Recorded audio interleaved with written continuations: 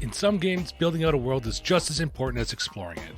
The group working together to flush out something greater than when they started is a huge part of the joy. This week on Schedule for Launch, join me, Zach Walsh, as I talk with Andrew from Pandian Games to talk about Bandas Grove. This slice-of-life adventure game has you build your own campsite, explore distant planes of existence, and share a warm fire with friends. We talk about life, crafting, and building bonds.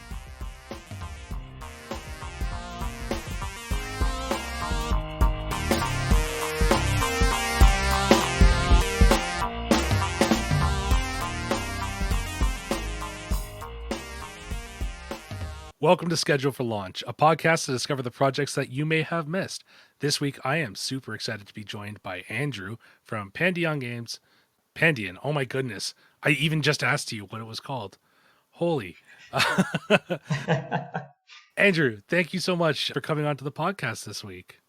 Oh, thank you. No, I appreciate you having me. It's great to be here. I'm super excited. We're going to be talking about Bandas Grove, which is something that you sent me a message about, and then I started seeing a lot in my feed, and I had already been following you guys, and I was like, oh, maybe my interest is a little bit more clicked in on this than I thought it was. It was definitely one of those where we started pushing on Bandas Grove on a Monday, and it was like I contacted, I messaged you about it, and I started posting about it kind of at the same time. Well, that's great. I'm excited to see more about this game. But before we really start diving into what Bandas Grove is, can you tell the audience a little bit about yourself? Yeah, so my name's Andrew. I'm the person behind Pandian Games. And I came from IT, and about a year ago, I left my job, jumped into an RV for the year, and traveled all around the country, did a bunch of camping, which, as you'll see, influences my games quite a bit. And then about 3 months ago, we got out of the RV and settled back down and have been writing games since. It's something that I've always kind of been passionate about and thought I would give it a shot. And so here we are writing games. Yeah, that's pretty sweet. Why, if you don't mind me asking, because I think it might really attach into Bandas Grove. I know that you also did a game called Osprey Hunting. So why the RV trip? So the RV trip. So we had lived in the same city for about 10 years. I was working an IT job, got a little burnt out. And so we decided to, we didn't know where else we wanted to live. So we jumped in the RV, and with one of the sole purposes of find a cool small town that we could settle down in. And along the way, we also picked up bird watching, and we ended up actually chasing around ospreys a lot. There were a lot of ospreys along the East Coast, and so we kind of became attached to them. The scientific genus for osprey is Pandian. So we have a little bit of connection there. Okay. Yeah. I love that. So that's where the name comes from. Pandian is because the osprey is one of the birds that we kind of fell in love with during our RV travels. They're an incredible animal. Like, I've only seen a couple, but Oh man, they're amazing. They're amazing. So let's get into what the people are here to really get to learn about though. What's Bandas Grove? All right, man, Bandas Grove. So this game changed so much from its original concept, but it is originally it was just going to be kind of like a Stardew Valley of a campground. Like it's just going to be like you could go to any campground and that's what you could do. And it just really grew from there. And now it's this idea of you have these planes of existence that have converged from across the universe. So you've got all of these different people and animals and different types of geography and geology, and they kind of fuse together to form this Bandas Grove, and there's this quantum being that's holding them all together. But they're all campgrounds. All these fragments are campgrounds from around the universe. But it's at the core, it's a slice of life community building game, and so we ask the players a lot to define their NPCs and what's actually happening, at the Grove with these things that we call quantum events, which are these little mini adventures. And so you build out this community. Your table is going to be unique. We have you drawn a map. And so your map is going to be different than anybody else's map. So each grove is kind of is different, and it's yours. So that's kind of top level what Bandas Grove is. That is so much more than the what I got from the press kit. Like I read through it and I was like, oh, this sounds cute. Like you build up a little community and stuff, but I didn't quite catch that part. So I'm glad you Yeah, said that because it's now things make a little bit more sense. yeah. So and we tried to in the book that we're going to release, which we're going to release at the beginning of itch funding. It will be available. Is kind of like page 2 is like what is a convergence of campgrounds, and so we kind of try to get in front of that, and kind of set the scene and set the mood of like what are we doing here. Um, but it should be an interesting place to go visit, if nothing else. And we've got several writers working with Yeah. us to do these quantum events, because that'll be kind of a big way to experience the Grove. And Okay. so we'll start off with, so for instance, when you first start a game, you're going to draw some things on your map. You're going to define some places. Basically, you're gonna create your own grove as the very beginning, and then you create your Okay. own characters. And the first thing you're going to do is a quantum event, and that kind of gives you this opening adventure. And it's all of these are mini adventures. They should all take Yeah. about 45 minutes to complete. But the Okay. opening adventure says you're gathered around the campfire. We're going to have you define some of the new NPCs, and then here's some things that we need to do to get the Grove ready. For visitors, we need, the amphitheater needs to be built, and the general store is almost done getting ready to be opened, and we need that done, and different things like that, right? And so then you can kind of experience the Grove. You can start going and taking actions and earning pebbles, and which is our economy of how you actually do actions. Okay. Yeah. So we talked a little bit about quantum events there, and Yeah. that's part of Bandas Grove's phased play. So there's the quantum event, which is, like you said, it's a micro adventure, roughly 45 minutes long, and then there's the downtime events. So Yes. how do these two phases differ, and what can you exactly do in each? So the quantum event phase is very much kind of more like a traditional adventure RPG, right? Like the GM, who we call the Grove Ranger, Hmm. has this little mini adventure which contains an introduction, 2 complications, and 2 potential outcomes. And it kind of runs more like a traditional RPG. What are you doing? The Grove Ranger kind of narrates, and there's tasks and things that you're trying to accomplish within a certain amount of time, or um, within the bounds of this adventure, and you Yeah. can either fully succeed, partially succeed. There's 2 outcomes that occur from that, and that's a TTRPG adventure, right? Yeah. But then you have your outcome, and the outcome updates the Grove in some way. Maybe you've lost actions during the next phase because you didn't complete all of the tasks, or a new complication arises, or maybe you reduce a complication the next time and you gain some benefits. But so then after your outcomes are done, you enter the downtime phase, and the downtime phase is kind of like your weekday at camp, right? There's not a lot of campers. You're there to mingle with people, maybe do some construction work to build facilities and Yeah. have cozy scenes, and that's kind of where you spend these pebbles. And you can earn more pebbles during that phase, but each player gets 5 actions, basically 1 for each day, Okay. and they can choose to do all sorts of different things, whether that is going nature watching, or you want to start building a facility, or you want to use a facility's action. So the facilities that you build can also have actions tied to them. Not all of them, but there are quite a few. Will give you additional actions you can do during your downtime phase. So maybe you want to go fishing, and that's going to go because you own, say that like you build a dock on a lake. That dock has the fishing action that you can do during the downtime phase, and you can take someone along with you.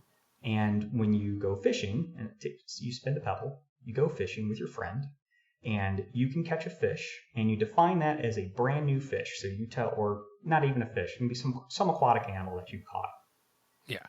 And you can mark that down as like you have caught this, and you define that animal. And then the person that went with you gains a pebble for hanging out with you. Oh. So you get to choose who, gains a pebble for your action, and you in return get to define this animal, which there's benefits there too. That's so cool. Yeah. So the downtime phase is very much about building out Bandas Grove, hanging out with the NPCs that you've made, getting to know people better, things like that. So they're kind of like two different ways to interact with the same map. During the quantum events, you're going to maybe a new hex, and during the downtime events, you're revisiting the stuff that you've already established then. Yeah, so the Hex Map specifically serves two purposes. One, it allows you, on each hex, you can build a single facility. And so that gives you a limited quantity of buildings that you can build before you have to expand your map. Expanding your map can have consequences such as what we call blips. So if you roll a 1 when you want to do a convergence event, a blip shows up and can consume an existing hex tile, which we call fragments. And that removes the building and its benefits from your map. And these things can continue to pile up if you don't take care of them. So that's kind of like a mechanic to make sure that you're taking care of the grove then. Correct. Yep. And there's two different mechanics that we have to actually heal the blips, and once the blip is healed, you get the facility in the tile back. So they're not destroyed, which we thought was important. Like, this is supposed to be cozy slice of life. Yeah. Blips don't destroy things. People don't die. You're not murdering things. It's about healing, and it's about returning to nature, and returning the things to their previous state, their healed state. So that's that, and then the other piece is kind of more flavor, is the map. So this idea that you have these 4 different planes of different, like they have different geographies. There's cultures that come with them. There's types of people, and so when you build a building or you meet an NPC, those different planes are there to be like, okay, so hey, if you build a facility on this type of plane, what does that look like compared to if it was built somewhere else? Did you build it within the same kind of architectural style that you imagine for this plane? So it helps give flavor of all of these different kind of species that live there. And we specifically don't really define what these peoples or their animals really look like. Definitely not at the top level. We kind of just give an idea. So, like, for instance, one of them is a plane of speed and swiftness. Fauna are long-legged or short-winged and flit, dart, and spring. But we don't really go into, like, here's what they look like. They have fur, they have scales, blah, blah, blah. We don't do any of that. We want the players to kind of read these introductory pieces to these planes and then imagine what their character will look like by being part of, one of those planes. Yeah. That's really cool. Wow, I really like that. And so on the map, going back to your Hex Map question, sorry, I got a little distracted there. Going back to your Hex Map question, so with the Hex Map, each fragment tile you define what plane will be there, what kind of biome will be there. So, is it a prairie? Is it a forest? Is it a swamp? And then some type of feature. So is there a pond there, or what else did I? Of course, I'm not going to be able to tell you any features. An island, a mirage, a cave. So you might have one that is a prairie with a cave in it. And that's really there for flavor, right? Like, okay, if you have this cold world that has a rocky pond on it, what does that look like? When you build something on there, what does that look like, right? And it's to help with that kind of definition. I love that because it kind of reminds me of stitching a quilt from like old pieces. You're just making, and it makes each game unique. If you play this game with one group and then go play it with another, you'll have a totally different experience based on your group. Yeah, absolutely. And your table is going to develop stories over time. It's one of the things that we really like about another mechanic that we have, which are these camper cards for NPCs. Yes. Oh, I was hoping we'd get to those really soon. Yes. So perfect little segue there. But the whole point behind those is that your table is going to have access to these. Whenever you define an NPC, you come up with their name and what plane they're from, but also a quirk and a hobby that they have, and then anything else that you want to add specifically about this NPC. And it's something that the table can do. Or somebody can spend a pebble as one of their downtime actions, and they go, I have an NPC that I want to define, and they can spend a pebble and they can write out the camper card, and it goes to the table. And anybody at the table can pick up this card and act on behalf of that NPC. Now, the idea behind the Grove Ranger is that by default, if nobody else wants to act on behalf of an NPC but wants to talk to them, the Grove Ranger, who's the GM, by default will act on their behalf. By default, they'll do the scenes, things like that. Yeah. But they don't have to be the only one that does it. It's baked into the rules that way.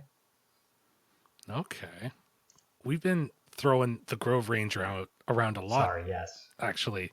No, this is a good one because this is my little segue here. This is actually the Game Master, the Grove Ranger, actually has their own playbook, which you don't see a lot. So can you talk a little bit about the Grove Ranger and the other playbooks? Yeah, absolutely. So real quick, the design around how the GM functions in Bandas Grove. We decided to make them a character, and we didn't want them to be all powerful. We didn't want somebody to go into this and be like, I have to run this game. I need to run Bandas Grove. That's not what this is about. Even as the Grove Ranger, you're an assistant to the actual Grove Ranger, the first of the Grove, whose name is Ranger Muri. So even from the very beginning, you're an assistant to the person who's helping run the Grove. You're not even the top of the food chain as a character. And that's on purpose because you're also there to help the Grove. So like we said earlier, during quantum events, the Grove Ranger is more a traditional GM. They're going to run the scene. There's stuff on the quantum event cards that is kind of secret, right? Like here's what's actually going on. But in the downtime phase, they act as a character, and so they have a playbook. So they can request a cozy scene with another player where they're trying to maybe help start a fire, or cook some chili with them, or different things like that. Yeah. Or they can participate during the downtime to say, hey, you know what, I'm going to use one of my Grove Ranger actions, such as I Sense I'm Needed, which is a free action. You don't have to spend a pebble to use it. And every playbook will have this, right? Every playbook will have one action where they can just do it. They can always do it, no matter what phase it's in. And for the Grove Ranger, they can appear right where they're needed, whether walking down the trail or out from behind a tree or stepping out of the latrine. But they can always be right where they needed. And that's a very GM thing, right? Like they can always appear and just be like, hey, so yeah, I'm here to talk to you, that kind of thing. So it's a very GM-esque action. But the Grove Ranger is also the only one of the playbooks that we have so far, because we're only releasing 5 right now. There'll be 10 in total. That has the ability to fix a twisted ankle. They're the only ones with first aid. So like this idea of like you're the GM, you're helping, you're lifting people up, like that kind of concept. And then same thing with their final action that they have access to, which is it's called a kind soul, and you can help someone succeed if they are struggling or about to fail, and so what the player that you're helping, they succeed instead, and they gain a pebble. So you basically spend a pebble and hand it to the player and go, I'm going to help you succeed. And because you've succeeded, you now get a pebble, right? So it's this idea of just like, if there's somebody at the table that's having a hard time, or maybe they're low on pebbles, or they're not really sure what to do, you basically say, hey, I'm going to help you out. But you do it in character, right? Mm-hmm. You're the Grove Ranger that has come by and has seen that you've, are sitting on the side of a trail and you're having a hard time and you're struggling. And as a Grove Ranger, rather than a GM, you can say, hey, I'm going to give you a pebble, so you have, things that you can do, and you're going to succeed at what it is that you were trying to accomplish. It's such a GM thing. Like I've definitely fudged that. Like the player's having a hard time. They're trying to do something that's either cool or very in character, and you want to see it succeed. And just being able to do that in character is amazing. Yeah, we really liked being able to add that in there. The interesting thing is that we don't have, if you spend a pebble to do something, we just assume that you're going to succeed at it in some way, right? Mm-hmm. Yeah. However, one of the ways that you can gain a pebble is to choose to instead fail. Oh. So you can say, I'm going to, I'm going to attempt to do this thing, but I don't. So, say that you're in the middle of a quantum event, and one of the things that you're going to try to do during this quantum event is not only get a good outcome, but you're low on pebbles, and so you want to do a bunch of things that gain you pebbles, so during the downtime phase, you can spend them on, facilities or your downtime actions or, all that other stuff. And so you're going to say, hey, I'm going to try to talk to this person, I'm going to try to convince them of this thing, but I fail. And you've earned yourself a pebble. Oh, so it's failing forward then. Yes. So it's and the pebble, the whole Pebble economy is, I think, pretty interesting. We'll have to see. I got to see how well it balances through longer term play. Yeah. But we do have a piece in place, which is the 5 actions per downtime. Mm-hmm. So that's a limiting faction. So one of the things we wanted to eliminate was characters and players hoarding their pebbles and being afraid to spend them. Right? Because that's always a thing. It's like your inspiration point in 5e. It's just like, well, when do I spend it? Do I spend it now? We want people to spend pebbles.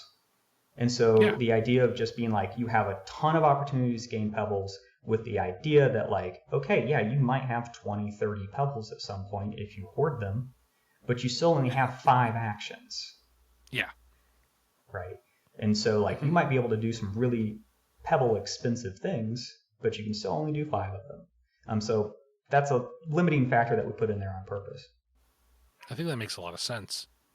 And just for players too, can we go over the other 4 playbooks real quick? Ecologist, Groundskeeper, Botanist, and Artist. Yep. So, and we started with these because they're kind of the simpler playbooks. We also have like the Quantum Scientist and some other really interesting ones coming down the pipe. But we wanted to start with, so the Groundskeeper, for instance, is we say that they're critical to the Grove existing at all. Your hands are calloused, but your heart is tender. But you choose 2 things that you're good at, 2 things that you aren't. And this is something that we do in every single playbook. And the first 3 are always tied to like for instance, for the Groundkeeper, electrical, plumbing, carpentry makes sense. But the second half is always going to be more interpersonal or personality. So like lifting others up, providing quiet comforts, or telling the best side, fireside stories. Every playbook is going to be like that. And so it's like, okay, do you choose, are you really good at lifting others up and providing quiet comforts, but you're actually really bad at your job. You're really terrible at electrical and plumbing. But you're really good at making people smile, right? Like maybe that's what you want to do. We believe in having a quirk. This is really to help people. So quirks are just kind of a character building idea of what's unique about you. And so each playbook has something that's a little different. You can choose the ones that we provide, or you can come up with your own. And then your most precious tool. And we actually, we say in here, it's like, your most precious tool, it's like an extension of ourselves. We grow bonds with things that help us succeed, right? So it is this tool that you use every day is the idea. And this gives you another way to earn pebbles, because if you give away something precious to yourself, you earn pebbles. If you use a strength, you earn pebbles. Things like that, right? So this is all building on ways that your specific character can do things. And then the two other pieces that I really like in here are your hobby and your secrets of the playbooks. So the hobby is something that you do, but if somebody talks to you about your hobby, they take interest, they learn what your hobby is, and they take interest in you, they gain a pebble for doing so. Right? So you talking about your hobby to somebody else, you don't gain a pebble for that. It's when somebody says, "Oh, wait a minute. So I remember that you actually like fishing. So what's your favorite bobber?" Right? That somebody comes out and says that to you instead.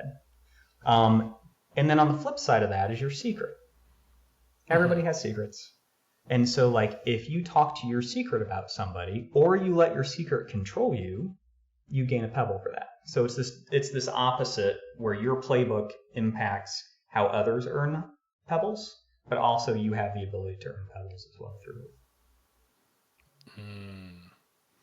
I think that economy is going to work really well, actually. Just hearing about how it works and the rewards you can get for spending, I think that's going to work out really well. And I'm guessing one of those spending things is actually crafting. I am a sucker for a decent crafting system, and I do not see them often enough in tabletop role-playing games. So can you tell us a little bit about crafting in Bandas Grove? Yeah, so this was so hard coming up with a crafting system because this is not a mechanically heavy game, right? Like we're not keeping track of 30,000 numbers and, that kind of thing. And so to come up with something that was still interesting, but simple enough to fit in. So what we ended up doing was we said, what if we broke down all of our ingredients that you should possibly collect? Because originally you're like, oh, well, you need to come up with feathers, and like, what if you need milk for, recipe craft, making food or something like that. And the list just gets really long. Like, I go look at a list for Stardew Valley, and it's monumental. Yeah, it's huge. And so we broke it down into 4 categories: flora, fauna, planar, which is earth and, non-living stuff. Yeah. And then quantum, because we have to have quantum. It's just, that's you live in a quantum realm, essentially. Name of the game. Yeah, and so we asked people, so I'm trying to get to my crafting section so I can be specific with you.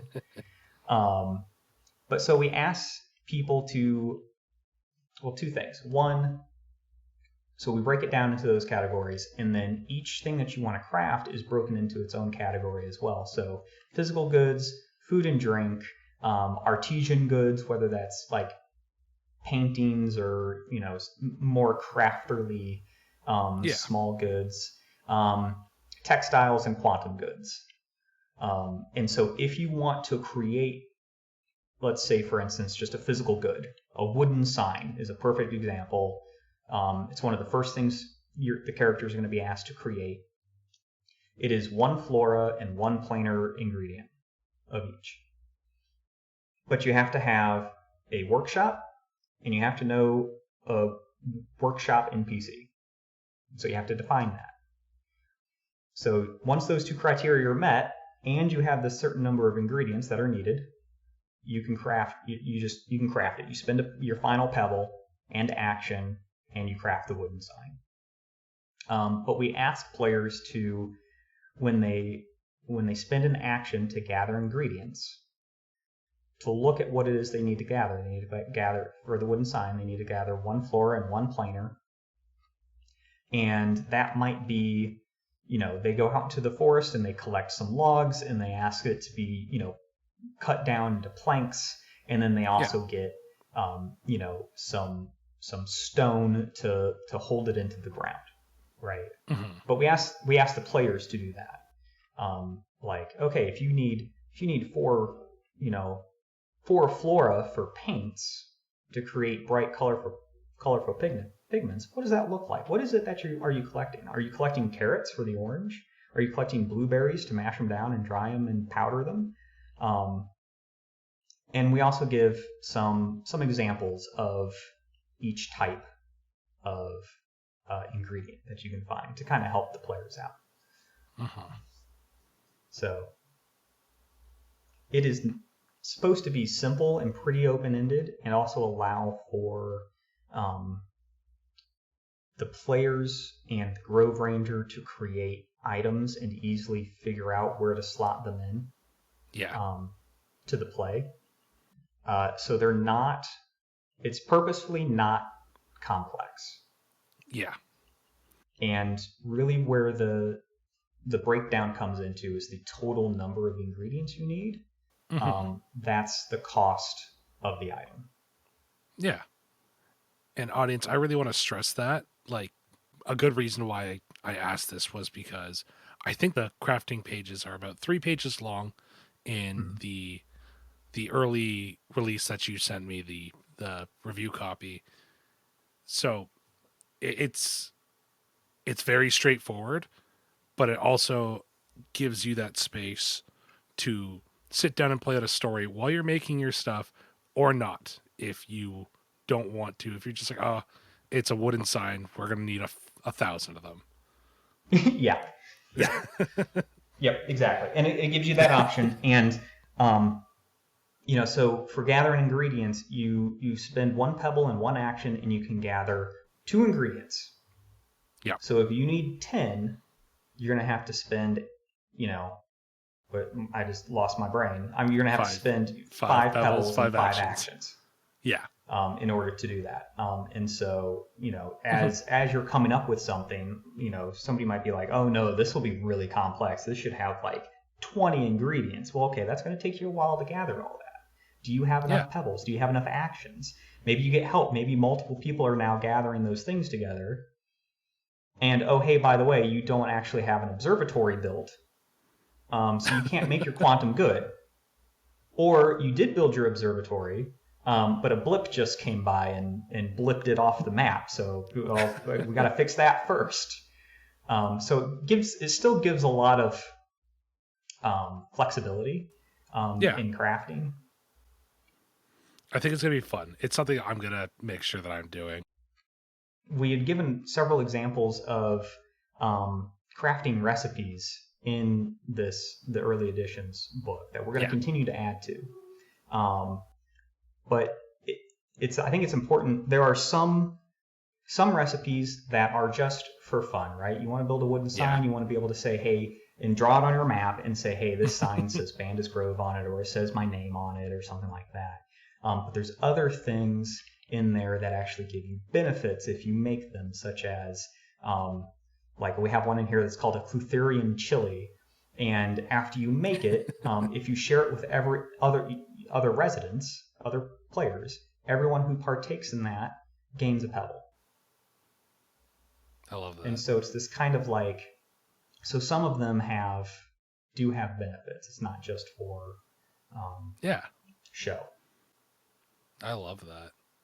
So, Andrew, Pandian Games, you've released a handful of stuff through this. You've released several games, 2 system reference documents. Yes. What are some of the things that you've learned making those documents, those those games that help build up Bandas Grove? Oh, just about everything. Um, Man, yeah. So Storyteller, which is a campfire narrative game, it was our very first game that we ever Yes. released. It was a huge, huge learning experience. But that is the first game that we really tested this idea of people can add their own details. And we used what was called a story stick mechanic. And it's basically this idea that you were playing a character in this game and listening to a narrator narrate, so that's very GME. Mm-hmm.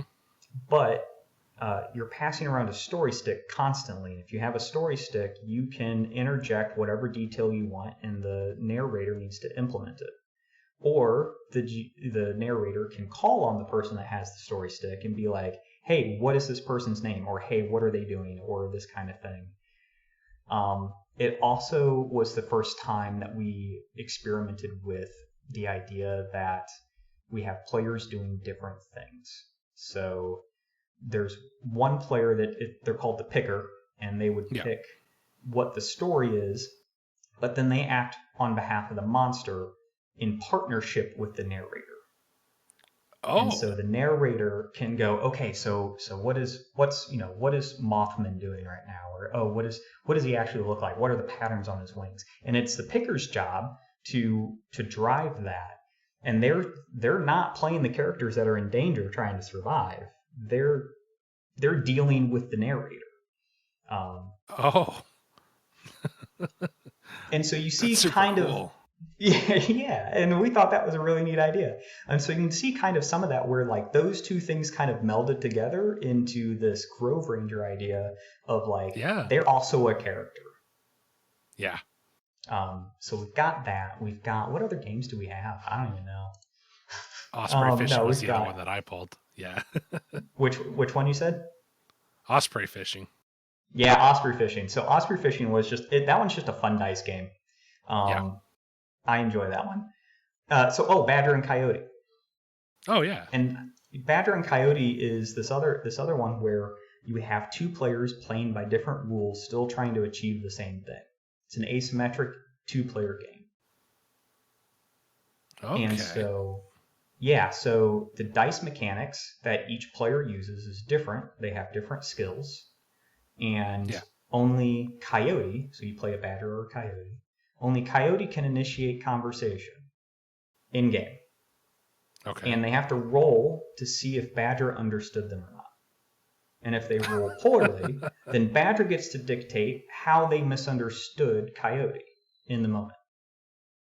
And so it's this dichotomy where it's like it almost reminds me of Root, where each player is definitely playing by a different set of rules with different things that they can do.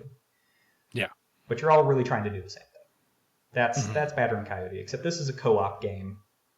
And it's another thing where you're asked to kind of create your own world. We give you a good baseline, we give you a foundation of the pastoral like world that we think this exists in. But then we go, okay, what are your daily goals? What is that you're trying to gather today? Or are you trying to outwit some dogs?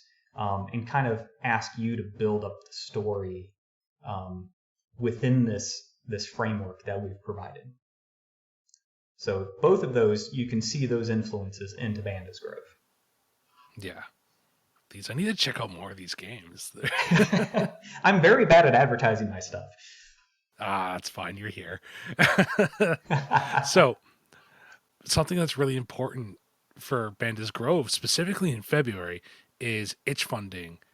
So, Can you tell everybody a little bit about this itch fund and what funds are going to be used to help build Bandas Grove? Because that's the big reason we're here.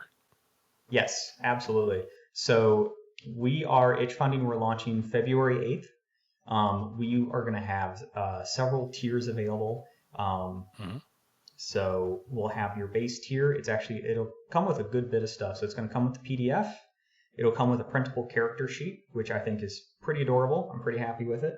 And then it'll also come with a map pack because we wanted this to have a hex component, we figured we had to get a hex grid map out in front of people. So at the base funding tier, you'll get access to, I think it's some crazy amount of maps, but they're in US letter and ledger and A5 and A3, and there's gridless and gridded, and then we also provide starter maps that are pre-filled with fragments for you. So if you just want to like throw the map down, skip the setup, and jump straight in, you have that option. But then we'll have an additional tier that gets you access to all the fun handout printout stuff. So like instead of using a note card, you can get access to the camper cards and spirit cards that you can print off. You can get access to thank you. You can get access to the spot list. So the spot list is used for nature watching, and every 10 new animals that you've discovered or found through nature watching, you get some additional benefits to your character. What else? We've got just all sorts of little handouts, planar records. So we took the write-ups for all of these different planes, and we made them pretty enough that you could print them out and have them sitting out on the table for people to reference. Just all sorts of little stuff like that is added in, and it's all print and play. We don't have any physical goods planned yet. Hopefully in the future. Emphasis on yet. Yeah. Yes, yet. But so those are the two main tiers that we're going to have. And then we'll also have a couple tiers for people that like to contribute ideas. So there'll be a tier for if you want to contribute a creature idea for the nature watching. So we're going to have over 100 creatures that you'll be able to just look up instead of create your own if you would like. Wow. And so if you want to contribute to that there's a tier that you can subscribe for that, and then you can sit down with me and we'll hammer through and get a creature defined and get your ideas out. And then another one, the last tier, is if you would like to contribute a quantum event. You have an idea for a quantum event, you want it in the official game. We will sit down with you and we will work through that with you and get it formatted and get it down. So each quantum event, we only have space for about 250 words. So like I said, they're short.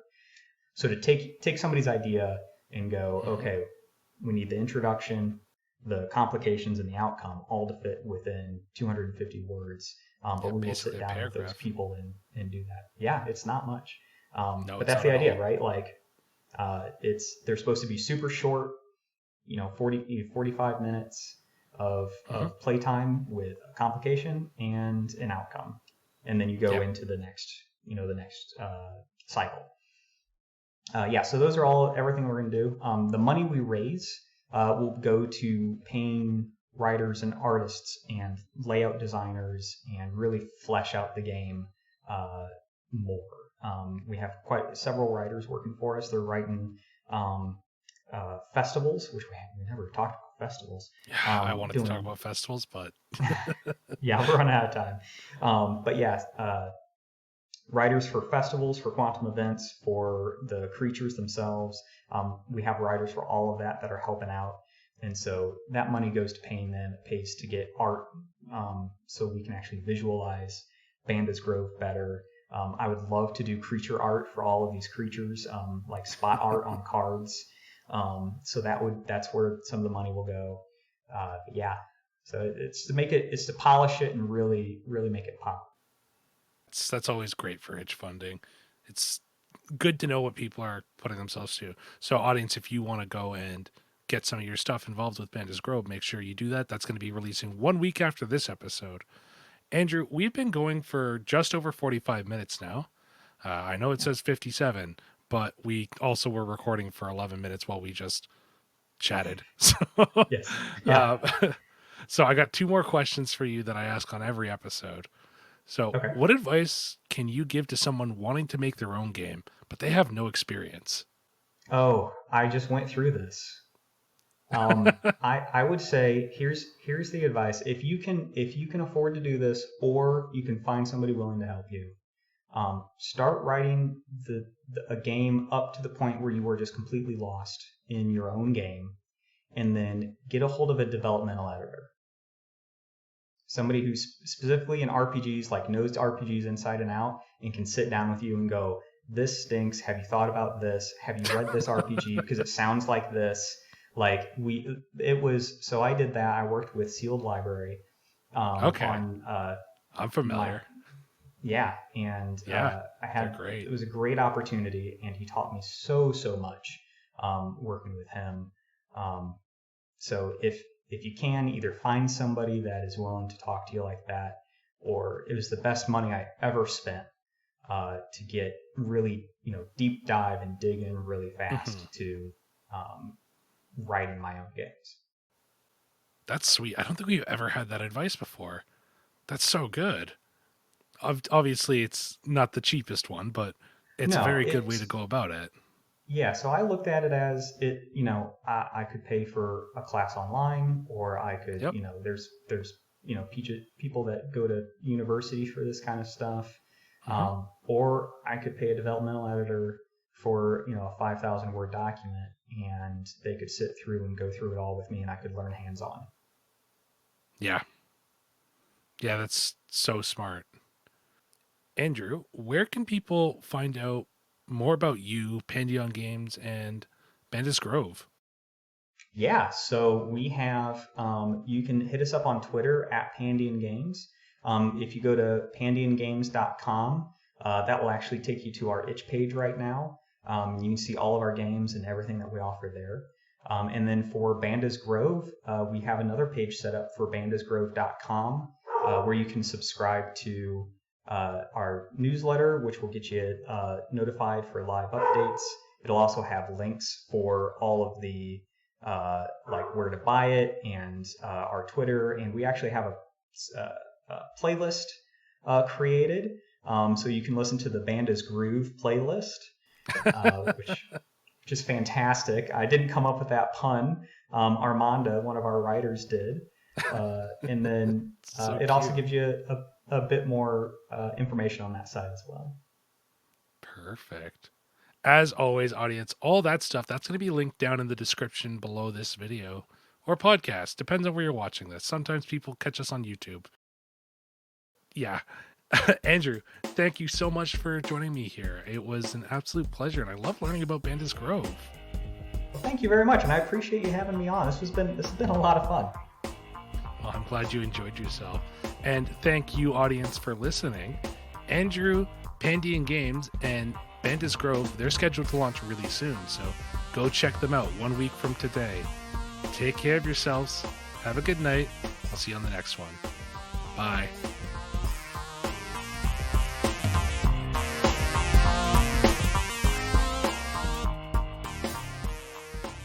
Thank you so much to Andrew for coming on the show this week to talk about Bandas Grove. I've had the chance to play this one a little bit, and I think it's something that would really benefit from more people getting to play it. It's really good, and it's exciting, and it's fun to play. The mechanics are great. Andrew, Pandion Games, you guys did phenomenal with this one, so please keep it up. Go fund it. That's running really soon, I think. It should be right about now. It's starting up. Also, thank you all so much. It was a really good week for the show, and our numbers went up a lot. Over 40 new unique listeners, and we're actually really close to hitting 900 listeners, which is wild because I feel like we just hit 800 a week or two ago. We're really quickly approaching the 1 year anniversary of the show. It's actually next week, and I would love to do something special for it, but I am terrible at celebration things. So if you have any ideas, please let me know on Twitter or Discord or even by email. Those are actually all located down in the description below, so if you're not part of it and you want to chat, let me know there. If you like the show and you want to hear more or help it grow, tell somebody and leave a rating on Spotify and Apple Podcasts. We really only grow through word of mouth. Other than those rankings, they help a whole lot. They really boost up the numbers. Next week's episode is going to be out on February 8th, and that's going to be featuring Lucid, Sea of Dreams by Raphael. I hope to see you there.